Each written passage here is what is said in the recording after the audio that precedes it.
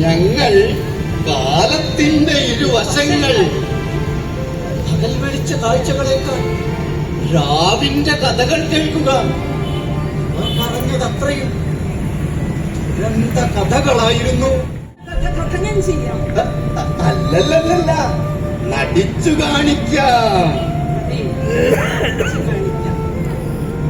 അവരുടെ വേദനകളുടെ ആത്മസംഘർഷങ്ങൾ സമാനകാലത്തിൽ ഊന്നി നിന്നുകൊണ്ട് നമുക്ക് കാലത്തിന് പിറകോട്ട് സഞ്ചരിക്കാം. ഇനി നമുക്കെല്ലാം കാണാം, കേൾക്കാം.